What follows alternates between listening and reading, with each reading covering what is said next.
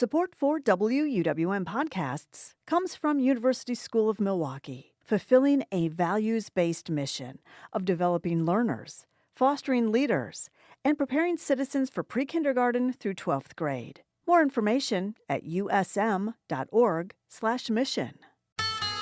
From 89.7 WUWM, Milwaukee's NPR, this is Lake Effect. I'm Joy Powers. Today, we'll look at options for immigrants who are victims of domestic violence, seeking both support and citizenship. Then, we'll learn about Fat Body Hotties, a local group celebrating fat liberation. This world was not made for bodies that are bigger or that look anything other than a smaller size. And I just never had a space where it was full of fat people. Plus, we'll share some tips about how to navigate questions kids might have about Santa. They can decide if they want to keep up that kind of belief about certain things, like unicorns. It would be a really great example, I think. Or if they want to, explain to them, the reality. All of that is coming up on Lake Effect.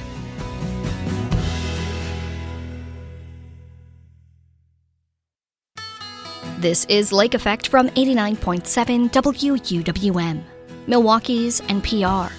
I'm Joy Powers, and thank you so much for joining us.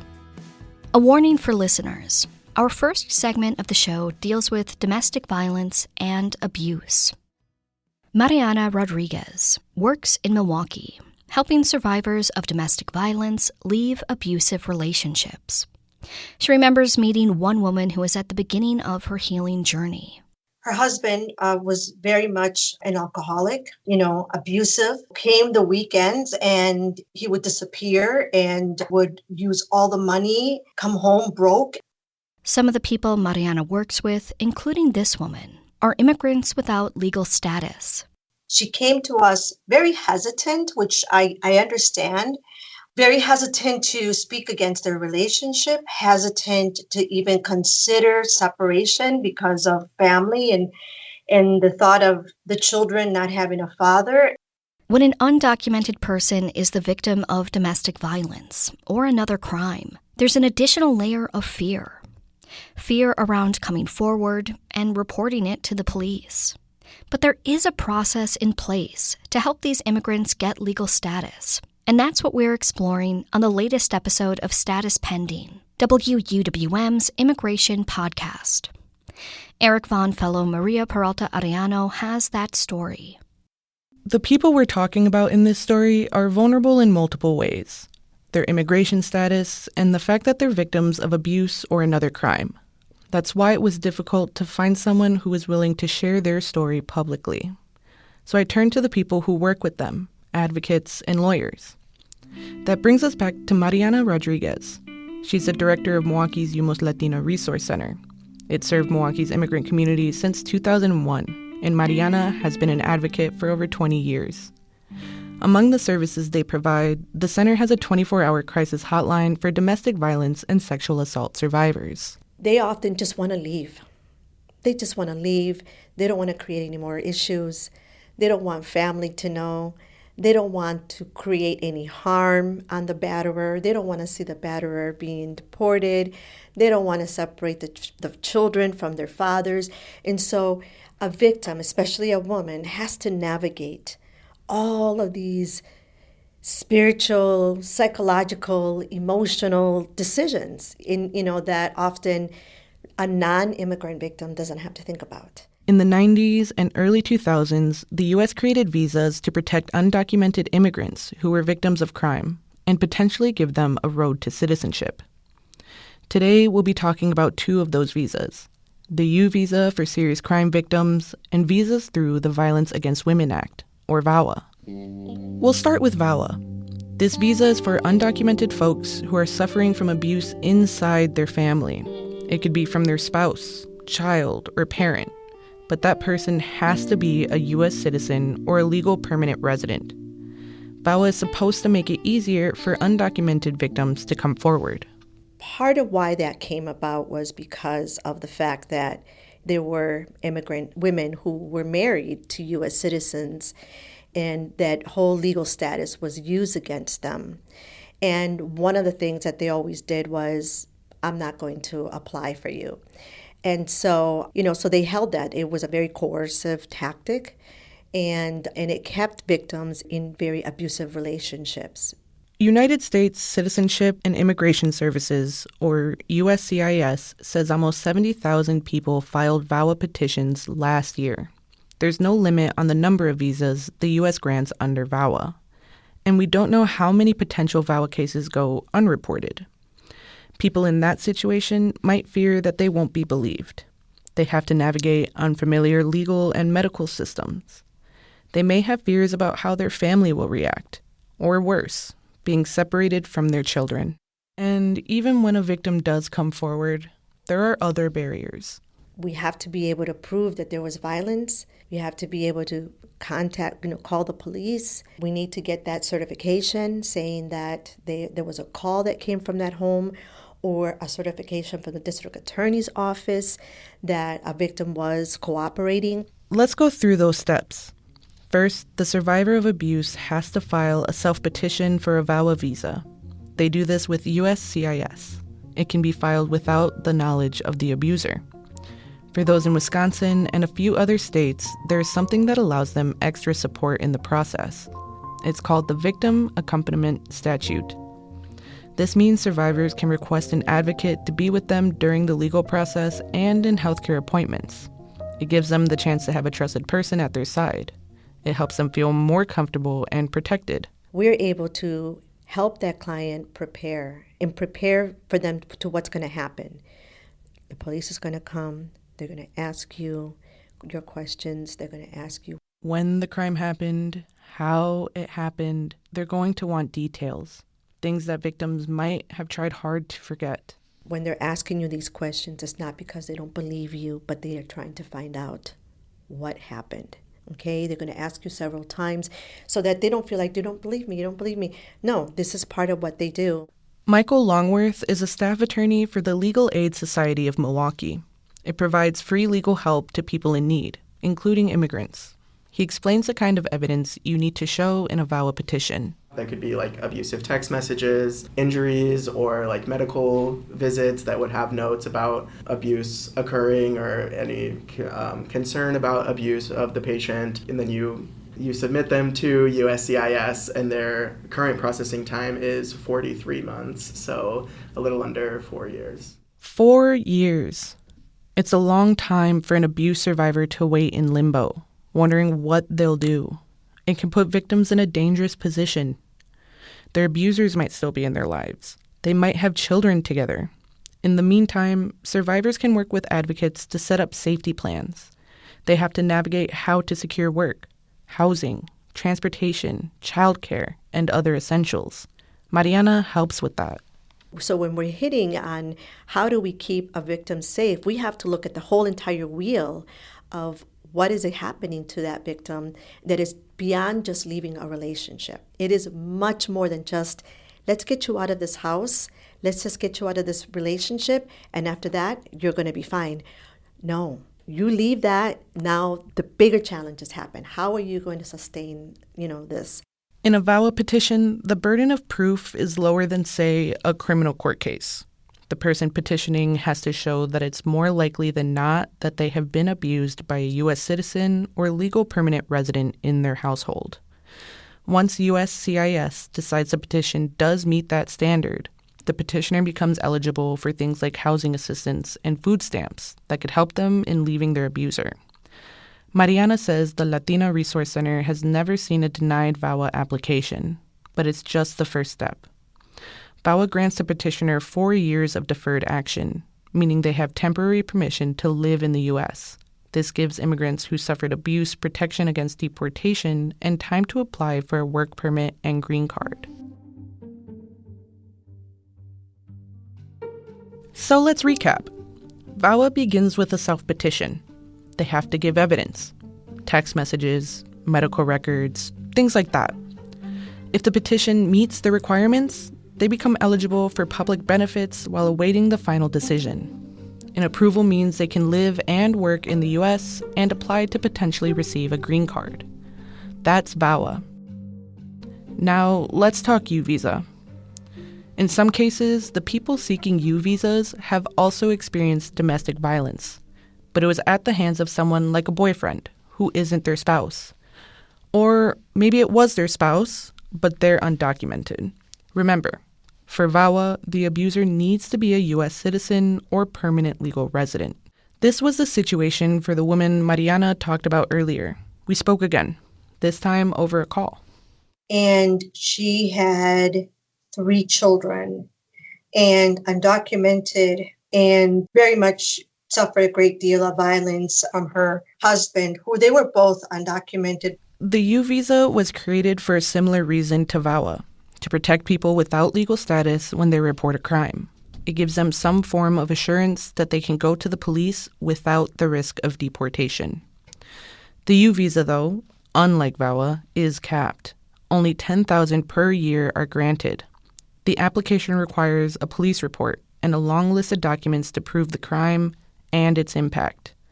Eligible crimes range from false imprisonment and sexual assault to blackmail and kidnapping, or domestic violence, like the woman Mariana helped, who we heard about earlier. We became a important support for her, and we became her best secret. We definitely shared with her about the U visa, especially because she already had called the police multiple times.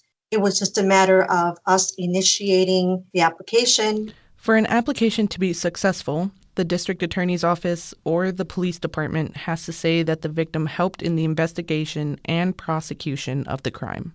Here's attorney Michael Longworth again. And then you'll gather those basically with your supporting documents as well. So any affidavits that you have stating any physical or mental harm as a result from the crime that you're filing the U visa for, as well as medical bills or anything like that. Just anything kind of corroborating your evidence. Remember, VAWA cases typically take around 4 years. Longworth says for U visas, it's an even longer wait, roughly 10 years for the average case. This protective program quickly transforms into a years-long limbo. USCIS does have a way of predicting which cases will be approved. USCIS has developed a kind of internal practice, I guess, of what's called a bona fide determination, where they'll look at it. They won't approve or deny it, but they'll kind of give a hint of like, this is one that will likely be approved or one that will likely be denied. And then you can shift your strategy from there, however it may be. That's an extremely long time to be left to steep in uncertainty. It is partly because of the 10,000 cap on U visas. In the 2024 fiscal year, USCIS reported receiving over 41,000 U visa applications. The 10,000 that were approved that year were from previous years, not 2024. If the U visa is approved, it is valid for 4 years. The applicant gets temporary permission to live and work in the U.S. They can apply for a green card after they get the U visa. Meeting survivors in one of the darkest moments of their lives gives advocates like Mariana a unique chance to build confidence and shower them in love and support. It also builds a bond that often follows them after their case is over. Mariana still keeps in touch with the U visa applicant and domestic violence survivor she helped. She got her U visa. I think about 3 years after she secured her visa, 3 or 4 years, she bought a house. Her children are grown, and we definitely still keep in touch with her. It's time for another quick recap. A U visa application begins with a police report. A form is sent to either the district attorney's office or the police department that responded to the crime for their certification. The application has to include evidence, documents such as medical bills and affidavits. After the application is sent, the waiting game begins. If the visa is approved, the applicant can finally begin the process of moving on. They are granted deferred action. They can now legally work. After a few years, they can apply for a green card and try for permanent residency. Advocates say when it comes to VAWA and U visas, not much has changed yet under the Trump administration.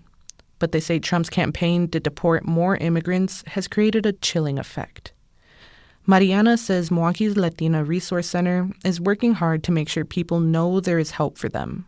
They want to prevent isolation that could do more harm than good. So I think about how do we continue to stay connected during this time. We are approaching it the same way. We're doing a lot of outreach. We're participating in a lot of community events, visibility about our services, visibility of what we do. But she says she's impressed by the strength of the survivors she's worked with. They have to sort through so many complex systems, all while carrying the trauma of abuse. The need to navigate systems is our history, okay? We've had to navigate the judicial system, the language system, the educational system in so many different ways. And I think that speaks a lot about the resilience of our community. For undocumented crime victims, the fight for permanent residency is more than a legal process. It's a test of survival.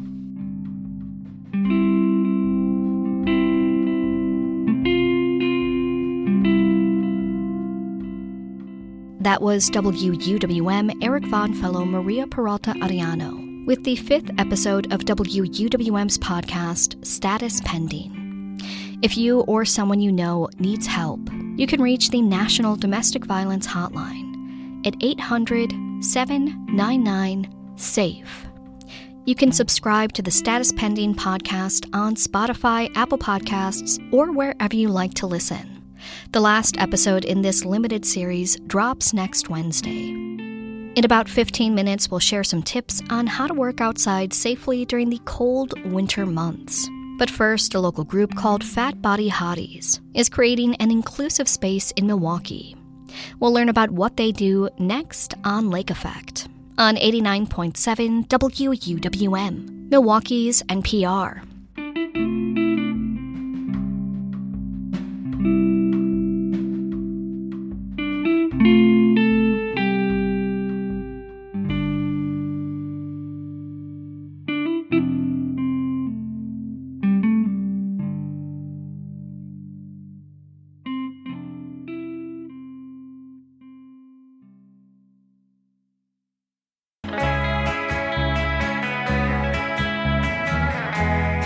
You're listening to Lake Effect on 89.7 WUWM.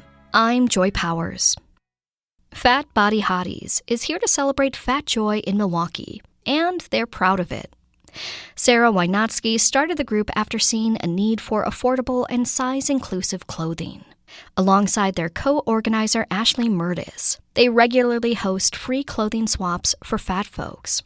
Lake Effect's Excret Nunez speaks with Wynotsky and Murtis about how the group has created community through its inclusive and accessible events.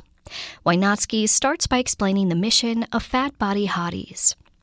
Fat Body Hotties is really a group for anyone that identifies as fat or plus size. So we try to stay away from plus size and use fat just to kind of reclaim that word. So yeah, it's really just a space for fat people to come together, swap clothing. That's kind of primarily what we do now. And it's also just a space to be in a room full of people that look like you, to have conversations about being in a fat body, and to get, some really essential resources.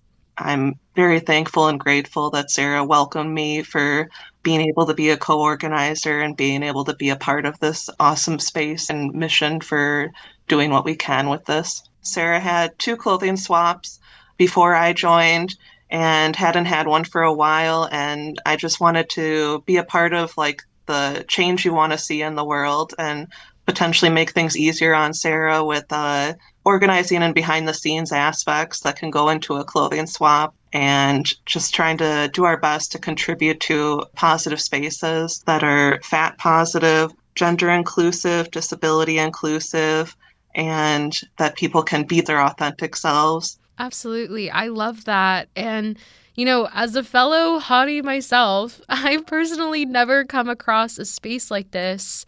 So Sarah, I wanted to ask you, can you talk more about the meaning behind the name and how this group first started? So I moved here to Milwaukee in, I think it was 2021, and didn't really start doing Fat Body Hotties until I think it was 2023. And I was going to different thrift stores and just not finding anything in my size, or there's this fat tax with clothing if you're buying it, not necessarily from a thrift store, although I do see it sometimes that the prices are different, but more so those stores that are kind of geared towards fat bodies like Lane Bryant or Torrid. The quality of the clothing has kind of been declining over the years, and also the prices just keep getting more expensive.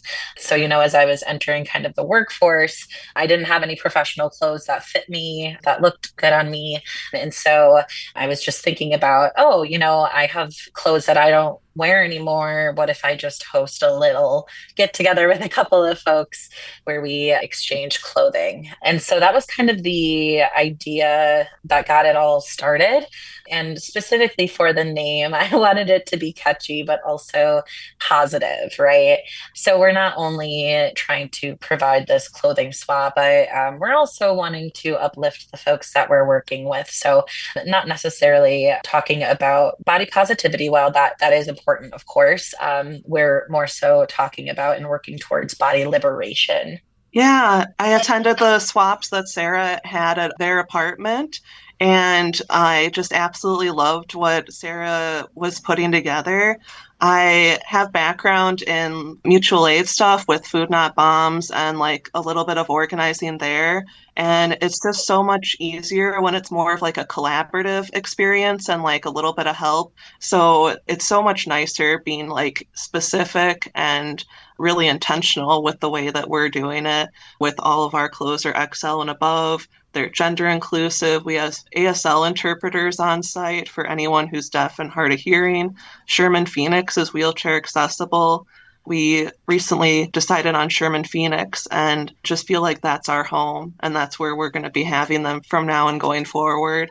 And for anyone who's not familiar, Sherman Phoenix is like a mini mall, but instead of corporations, it's small businesses owned by people of color, majority Black owned small Yeah. businesses. So we're just wanting to be the change we want to see in the world and put our best foot forward with being anti-consumerist with the clothing swap. And then when you're done enjoying the clothing swap, that you can browse the small businesses and have a good time as well.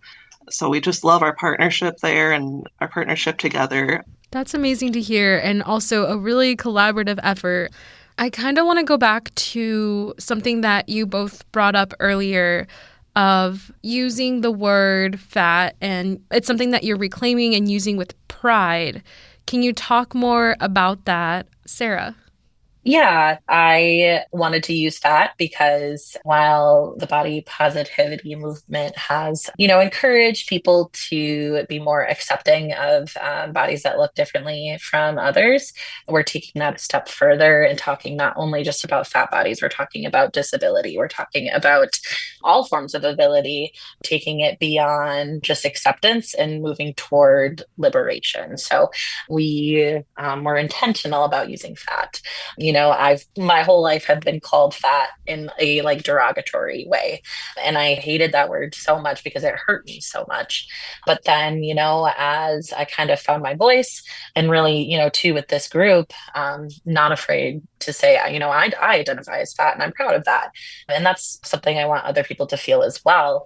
But further, I want to fight not only just for fat folks. I want to include everyone, because if you're fighting for liberation, you can't exclude anyone. And I feel like also, if you're not a fat person, like for me personally, people don't think about how the world is different through this lens. Does that make sense? No, 100%. I 100% hear you. Yeah. Can you tell me about your relationship to clothes or shopping or just navigating spaces? Something I don't think we've really been asked before is like our personal kind of relationship. So yeah, I mean, especially being like femme presenting, I feel that body image is such a huge, thing to tackle. And specifically, when you're in a fat body, people automatically assume that you're fat and you're femme, which is just not the case. I'm non-binary. There are lots of other folks that are not feminine that are also fat. But my experience primarily generally have always struggled shopping for clothes, never been able to find clothing in my size. And as fellow fat body hotties, I'm sure you can relate to this, that when you go shopping for clothing, that's kind of outside the norm. So outside of size, what is that, 14, 16? Especially when I was younger, no options. I had to wear some of my mother's clothing. I had to wear my older sister's clothing, you know. Not only that, I'm thinking about when I was in college and I couldn't fit in the desk chairs. When I traveled a couple times and I couldn't fit in the seat in the airplane and I had to get extender belts, and I felt so terrible for even having to ask for that. Going to the movie theaters, am I going to fit in the seats? If I go to an event, if the chairs are going to be able to hold me, you know, it's something I'm thinking about all the time. This world was not made for bodies that are bigger or that look anything other than a smaller size and able-bodied. So I just never had a space where it was full of fat people. And so, you know, when I moved here, I knew that the space was needed because I wasn't seeing it. So that's when I was like, no, we need to be intentional about what this group is doing. So every time we have a swap, there's more and more people coming who are like coming from out of the state or from different cities. And they're like, I've needed this so badly. And so the need is there. And as long as that need is there, we will be there. Yeah, I really appreciate you sharing all of your experiences with me. I can see how Fat Body Hotties is creating a space. I'm Lake Effect's ex-Grant Nunez speaking with Sarah Wynotsky and Ashley Murtis about the local group they organized called Fat Body Hotties. I'd love to learn more about what happens at Fat Body Hottie swaps. Like, what should people know if they want to attend and participate? To start off, this is a completely free clothing swap.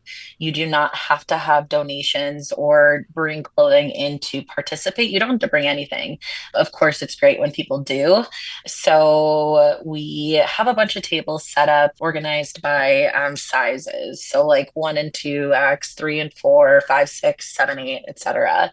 Really what we do is we have a bunch of reusable bags. People from the swaps bring. Ashley usually has a lot because she is also involved with Food Not Bombs. I keep a lot of my bags to reuse as well, and people are able to, you know, pick up a bag or 2 or 3. There's no limit as to what people can grab, and they browse the items. And there are also usually bathrooms that people can go to try things on. Now that we're at Sherman Phoenix, kind of in the down times of when if people aren't looking at clothes or they already have, but they still want to be in the space, there's all of those Black-owned businesses that we are wanting to highlight as well. And so once the swap wraps up a little bit, like I think usually an hour before it ends, we actually start kind of packing up items for local organizations to take back and donate to the communities that they serve. We are really wanting to make sure that we're not only like providing this for our community for people who are able to attend, but there's a bunch of people that are not able to attend, and we want to make sure that they're able to be a part of this as well. So follow us on social media, Fat Body Hotties, for the events. We're at Sherman Phoenix. And I really love that at Sherman Phoenix, we're in their community space, that it's like right away when you enter the entrance, and then we're basically like right to the right. So easy for anyone who's a wheelchair user to be able to get right to the clothing swap. And if you have any clothes that you no longer want anymore, that then someone else may treasure them. But again, it's not a requirement at all to bring any clothes, just bring your awesome self. And then leftover clothes go to various awesome orgs: Pathfinders, Milwaukee LGBT Center, Harambe's Kitchen. And one of the orgs that Sarah and I are so proud of that we donated a lot of clothes to, we had people from a correction center. I want to emphasize that we're completely against the prison system, but we want to do everything we can to help those who have been affected by the prison system and who are transitioning out. So at this correction center, they were emphasizing helping people who are transitioning out back into regular life, and how a lot of these people do not have any clothes whatsoever and would have been just really basic stuff going out. And they potentially are getting really nice stuff with the clothing swap leftovers. So we absolutely love all of our orgs, but I know Sarah and I were really, really proud to have this org help out so many people. Absolutely. That's amazing that at the end of the day, the clothes that don't get swapped go to good places and spaces. Well, Sarah and Ashley, thank you both so much for speaking with me today. I really enjoyed learning more about you both and also the joy of Fat Body Hotties. Thank you so much. Thank you so much. It's been a pleasure talking to you.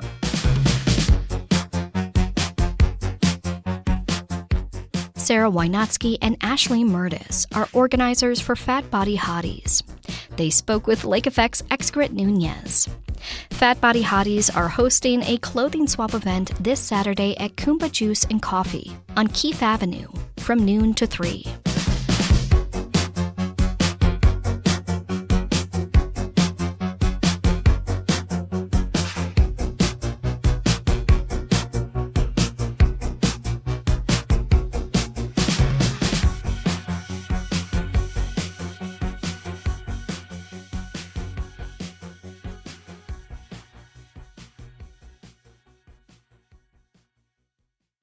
In the winter, many of us find ourselves spending more time in our homes. But that's not always an option, especially for people who need to be outside for long periods of time, like farm workers, delivery people, or EMTs. This is familiar territory for Eric Larson, a Wisconsin native and polar adventurer. Through his work, he's learned how to survive in extremely cold environments. And as an expedition guide, he helps others do the same. He joins me to share his tips on how to stay safe and warm in the frigid cold. What are some of the top things to keep in mind when you're preparing to be in the cold for an extended period of time? I think, surprisingly, one of the most important things that I focus on, quite honestly, is not getting too hot. You really don't want to sweat and overheat, because as soon as you start cooling off, your body loses its ability to insulate itself. Aside from that, I always tell people, or I always ask people what their goals are. Depending on how you're outside really informs what you do and how you dress. For example, if you're sitting in a deer stand and not moving, that's quite different and a quite different approach to layering and wearing cold weather gear than, say, running or Nordic skiing. So let's go through a couple of those. If you are someone who might be going outside and they are mostly sitting, maybe they are a police officer and they're standing in a specific spot, or they're hunting, and as you mentioned, they're in a deer stand. What are the ways that you want to dress if you are doing something that is relatively inactive? Quite honestly, as much as I said there was a distinction, it's still all relatively the same. And, you do want to dress in layers. I like to have a light wicking layer next to my skin.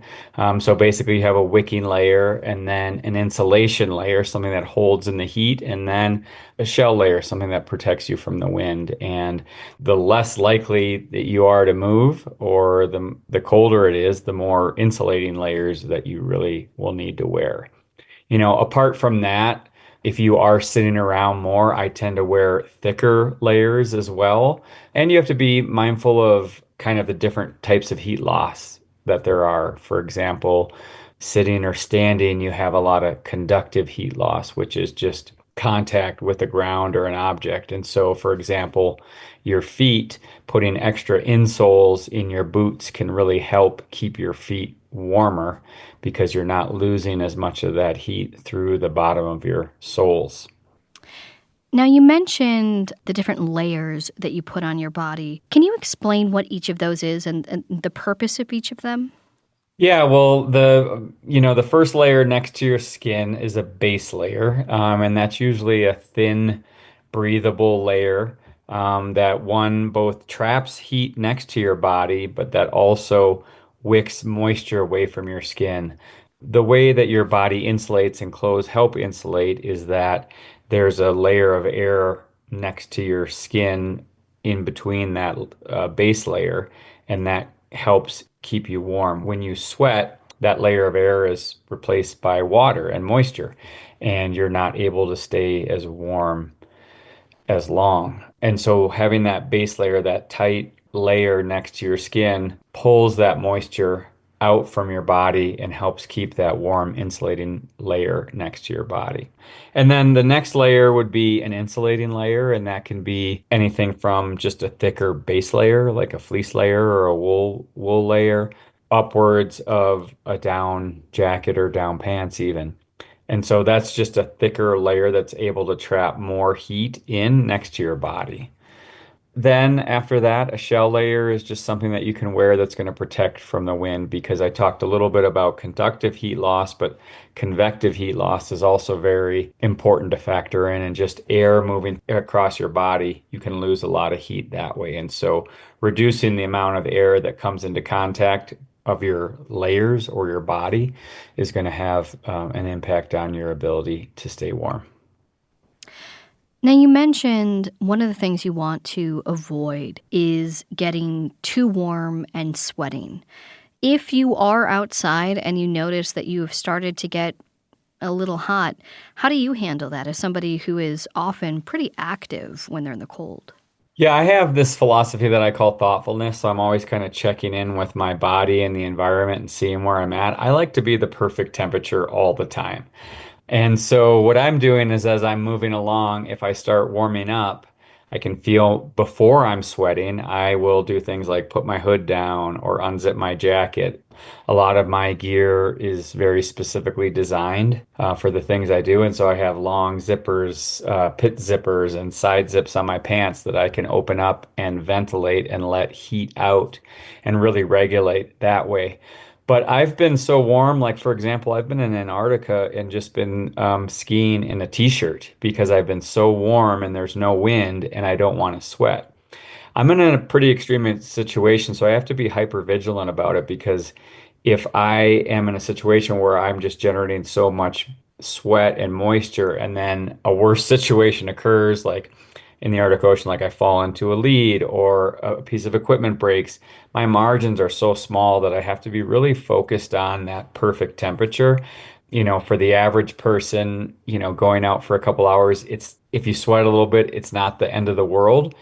But I try to minimize those peaks and those troughs and kind of ventilating or taking a layer off is really important. And as a side note, I talk to people a lot in group situations where they're out. Oftentimes, people don't want to stop and take a layer off because they don't want to impede the group. But I always encourage people to be selfish about what they need to do to take care of themselves first, because then they'll be safer for the group and ultimately more efficient overall. Now, my husband is actually a UPS driver, so he spends quite a bit of time outside. And one of the things that he does for himself before he goes out to work is he does a lot of stretching. He does a lot of, just trying to test his flexibility a bit just because of the kind of movement he's doing throughout the day. Are there ways that you can prepare your body, not just for maybe the activity that you're doing, but also for just being in the cold?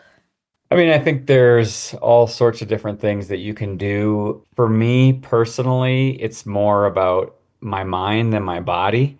It's just understanding that I have the ability to be in that condition no matter what. I think your mind can be your worst enemy. They're so closely connected when you're outside. And so if you think you're going to be cold and miserable, most likely you're going to be cold and miserable. Obviously, when you are cold, your muscles can get more tense.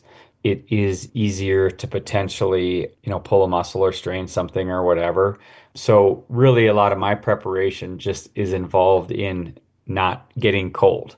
And so I oftentimes will be wearing some additional layers when I'm just starting out, and I'll stop and take off my big down jacket and put in my sled or my pack so that I'm not starting cold. A lot of people who are kind of more active and maybe just doing like a short half an hour run or an hour run or whatever it is, they're more likely to start cold, so to speak. And that's a pretty common practice for me. I'm outside, 10, 12 hours a day at 30, 40 degrees below zero. And so I just, again, have to be a little more mindful of those things. But there are a lot of different practices. And again, I also encourage people to find their own solutions. Everybody's body is a little different, obviously, and their goals are different and how they recreate or are outside are different. And so just finding something that works, but understanding that you can be outside and be warm no matter what the activity or what you're doing. Nice. Well, Eric, thank you so much for joining us here on Lake Effect. Thank you. Always fun.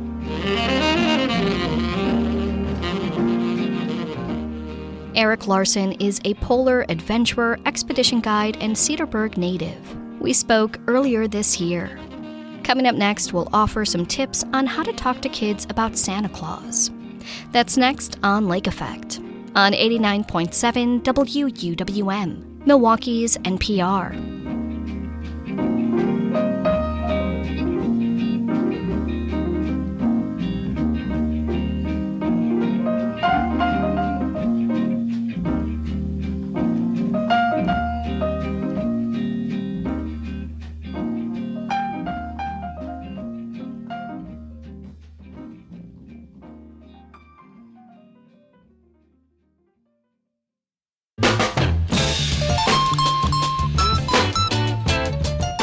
This is Lake Effect on 89.7 WUWM. I'm Joy Powers. A quick heads up to our listeners. If there are any young kids in the room who are looking forward to Santa dropping off presents later this month, you may want to tune out for a few minutes. Ho, ho, ho! Merry Christmas! If you're a parent, caretaker, or anyone with small kids in your life, you may be keeping the magic of Santa Claus alive. But what do you do if a child finds out what they believe may not be real, or if they start asking questions? To help offer some guidance, Lake Effect's Audrey Nowakowski speaks with Maya Harris, a mental and behavioral health consultant at Mayfair Pediatrics Children's Wisconsin. So the myth of Santa Claus is something that a majority of children have grown up with, but inevitably a parent will have to break the truth to their kid eventually, whether just circumstantial or the kid asks, is Santa real? And it's a predicament, right? Deciding how and what to tell kids. Yes, definitely. Definitely a predicament. I would start by saying, I guess first it's really up to the parent or caregiver to decide if they want to even bring up the topic. Obviously, depending on what your religious and spiritual beliefs are, that might not even be something that is relevant or important. But, for others, it's really up to the caregivers to decide. And then once, like you said, we kind of talk about what happens if they find out, the reality of the situation. Yeah, I would say that it's really being, as honest as you can. And the reasons why, so when we're talking about holidays, we're talking about traditions. So this might be a tradition and explaining what tradition means. This is something that I did when I was little. I think this idea of magic comes into play too, like the idea, children often believe in magic and often, they have great imaginations. And so, kind of bringing that up. This is something that I thought would be fun for you, but it really just depends on, what kind of emotions are coming along with it too. Like kids tend to be more, maybe emotional about it. We want to honor their emotions about it. Right. And do you think we maybe don't give kids enough credit to recognize when they sense something is off, or if they're just naturally curious and maybe the conversation turns into a great thing? Maybe it's not a heartbreaking event. That's true. Yeah, it could definitely be them coming to their own conclusion, like, oh, okay, well, somebody else is giving me these gifts, and it might not even, occur to them as emotional. It might just be, okay, that's fine, and they can move on. So it just depends on the child, right? And the context and how they're learning. If they end up learning that Santa is, not real. So yeah, to go into a bit of the deeper side of it. I mean, ultimately, it's keeping up a lie as you move along. Some parents take it to various degrees, of course. But do you think keeping up the myth of Santa can harm a child's psychology? I don't have any studies to reference the latter, so I would say no. It's the same thing as watching a movie that has, mythical characters in it, right? Are those mythical characters real? Again, depending on what the parents and caregivers decide to explain to their children, They can decide if they want to keep up that kind of belief about certain things, like unicorns. It would be a really great example, I think. Or if they want to, explain to them, the reality. So I don't know of any harm that's been done. What I did want to also incorporate was that if parents choose to tell their children that Santa is not real, to be very respectful of other people at school. Because I remember growing up, what ends up happening is, yes, there's somebody that may know the truth or may know the latter. So I don't believe in Santa Claus, but that's fine that you do believe, right? So it's really just being respectable and saying, you don't believe in this or we don't believe in this, but somebody else might. And that's okay. We all have our own different beliefs. So one argument for keeping up the myth is that if kids don't grow up with this tradition, it will deprive them of Christmas cheer, of the holiday spirit. How do you address this? Yeah, let's talk about, so the connections with Santa and just in general, religion, spirituality, celebration is that there's more to those things, right? So it's more than just giving and receiving gifts, right? Because I feel like Santa's kind of connected to more like the gift receiving more than giving, but there's some giving involved. But what else, if we kind of look at the whole of celebration, holiday season, those kind of things, what else are we doing? So some things that came to mind that I wanted to just talk about was togetherness, as well as joy and peace is talked about sometimes, but just trying to be more selfless too, right? We want to give to others, think about others. So yeah, I think those kind of conversations can be really helpful and important. Definitely. One big thing I did want to talk about is the use of Santa Claus as a motivational tool, like as a way to enforce good behavior. Kids are always told, like, you got to be good, otherwise you won't get presents from this person who will come during the night. So what are the ethics in essentially using this as a manipulative parenting strategy? Do you see it that darkly, or, what can be the steep slope that people can go down? Right. Yeah. So, we do have the ability as parents and caregivers to provide our children with incentives. With positive reinforcement is what we like to talk about it as. But I think that, yeah, it could be a slippery slope. And again, can we talk about traditions and celebrations in a different kind of way, as opposed to just good or bad behavior, right? I think if anything, in society, there's certain expectations that we have about our behaviors, that we should be acting and behaving in certain ways. Nothing wrong with that, right? It's just a matter of the context in which we're talking about being good or bad. And we probably shouldn't be saying good or bad either. We should be just focusing on, how can we get along better together? How can we manage our emotions? It's really about managing our emotions and coping with our emotions better, right? So if a child had a bad year, maybe a lot happened in that year. Maybe they've been struggling a lot. Probably shouldn't put weight on whether they should get gifts or not based on that. It's just more about how can we help you to have a better year or have a better month with your emotions and things that's going on. So yeah, I would say let's try not to put too much weight on the gift giving and spend more time talking about celebration, again, togetherness, and how we can do for others. On the note of this reframing of how we operate and see this time of year, another big factor is some parents try to avoid the big Christmas idea or Santa Claus because perhaps there's financial constraints, or like we said, there's a lot has been happening this past year, these past few years for everybody.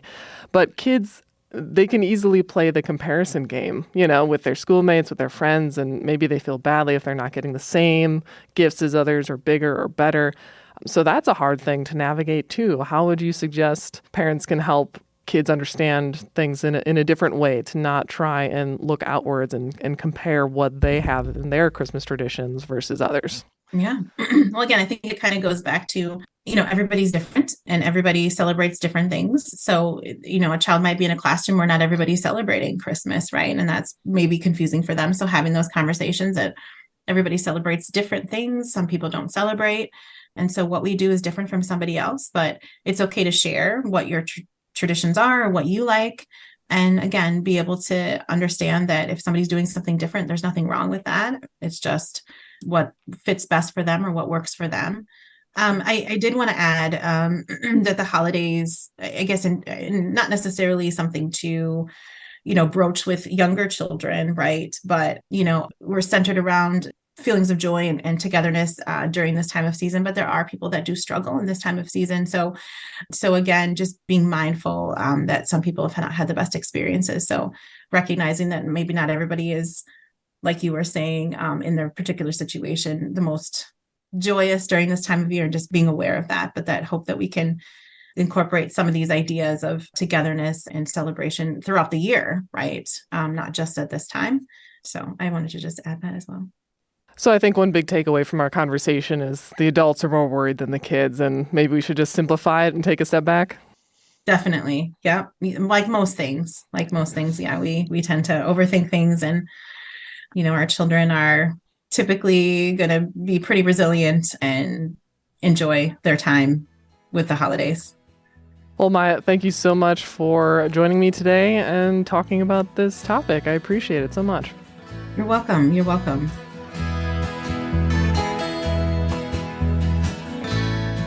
Maya Harris is a mental and behavioral health consultant at Mayfair Pediatrics Children's, Wisconsin. She spoke with Lake Effect's Audrey Nowakowski in 2022. And that wraps up today's show. Thank you so much for being here with us. I'm Joy Powers. If you missed any of Lake Effect this week, you can find all of our conversations at WUWM.com. If you'd like to take the show on the go, you can download the Lake Effect podcast wherever you get your podcasts. Tomorrow on Lake Effect, a local support organization will share some of the top needs they've seen in the community over the past year. Thanks so much for joining us right here on listener-supported 89.7 WUWM, Milwaukee's NPR.